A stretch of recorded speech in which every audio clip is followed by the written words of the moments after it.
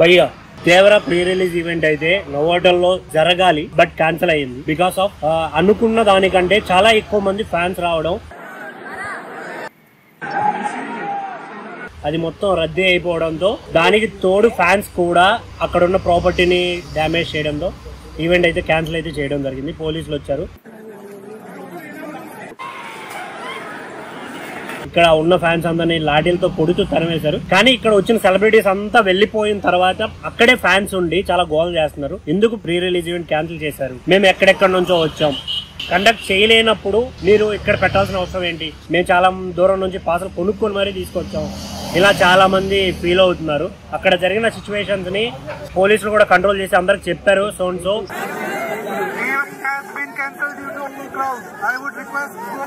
Hotel property damage చేయడం వల్ల ఇక్కడ చాలా మందికి ఇబ్బంది కలుగుతుంది. చాలా మంది సెలబ్రిటీస్ కూడా ఇక్కడ ఉన్నారు. సో దయచేసి వెళ్లిపోమని పోలీసులు రిక్వెస్ట్ అయితే చేయడం జరిగింది. ఎన్టీఆర్ గారు కూడా ట్వీట్ చేశారు. ఎన్టీఆర్ గారు కూడా ఫ్యాన్స్ ని రిక్వెస్ట్ అయితే చేయడం జరిగింది, దయచేసి వెళ్లిపోండి అన్నట్టు. ఈరోజు దేవరా ప్రీ రిలీజ్ ఈవెంట్ జరగకపోవటం, క్యాన్సిల్ అవటం నిజంగా చాలా బాధాకరం.